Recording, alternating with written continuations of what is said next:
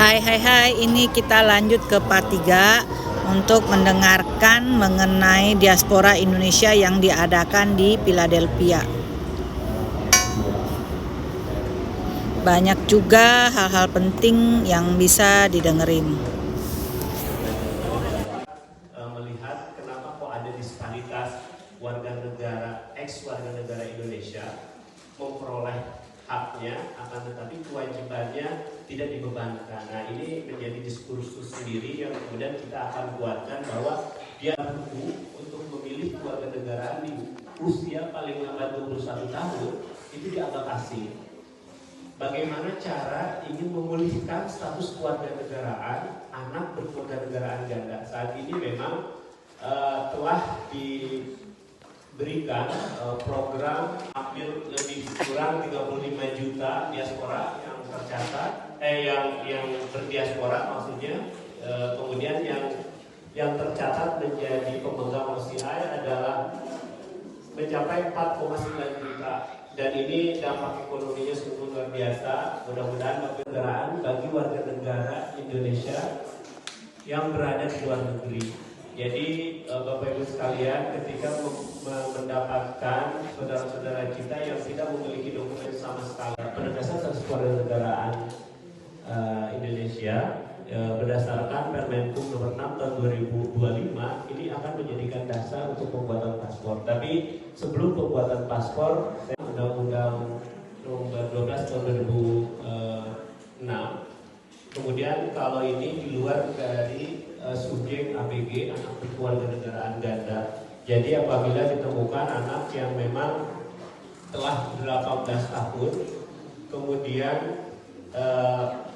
itu bahwasanya Bapak Ibu sekalian tidak memiliki dokumen sama sekali, dan kemudian menyatakan bahwa apa yang disampaikan oleh Bapak Ibu sekalian adalah benar, dan apabila di kemudian hari siap menerima akibat hukum. Dalam sesi tanya jawab. Jadi perkenalkan sekali lagi, saya Yogi dari Direktur Diaspora.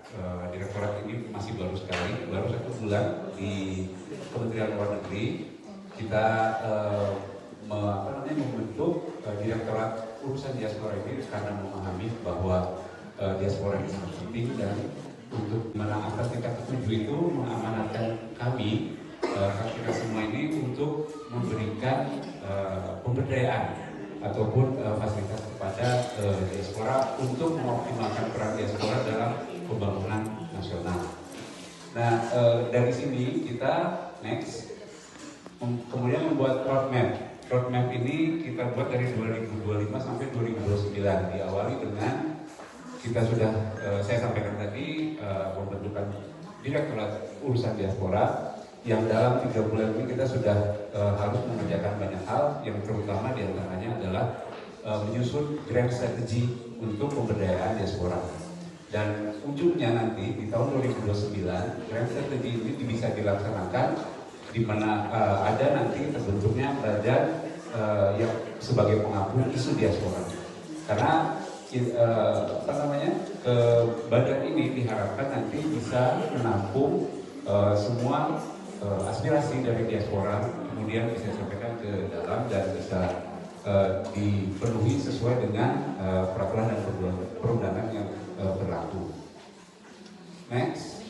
Nah, ini Direktorat Urusan Diaspora terdiri dari 3 fungsi. Ada yang pertama yaitu fungsi pencatatan dan pemetaan diaspora. Nanti ini adalah yang kita sampaikan kepada kementerian lembaga terkait, kemudian organisasi yang lain, apa yang bisa kita berikan kepada Bapak dan Ibu untuk membantu pembangunan di Indonesia. Kemudian yang ketiga, ini pembinaan organisasi diaspora. Sebagaimana kita pahami, organisasi diaspora itu kebudayaan diaspora. Bapak Ibu sudah sangat paham sekali bahwa kita memiliki potensi, terutama populasi diaspora yang sangat besar. Kemudian juga kontribusi ekonomi itu sudah tidak bisa diragukan. Jadi yang paling pertama, kita mengharapkan diaspora itu menjadi brain gain ataupun brain network ataupun brain circulation bagi pengembangan SDM di Indonesia. Kemudian yang kedua tadi kita sudah sebutkan kontribusi ekonomi, agen sosial budaya ini sudah kita lihat ya Bapak Ibu dalam pembahasan mengenai contoh yang diambil dari India. Nah ini kita dapatkan dari beberapa kali pertemuan dengan organisasi diaspora. Mungkin akan lebih banyak dari ini, tapi ini yang bisa kita fokuskan di antaranya itu adalah sekali yang harus diselesaikan. Next, ini kolaborasi dengan perbankan. Next. Nah, jadi untuk kolaborasi dengan perbankan ini sudah dengan Bank Mandiri.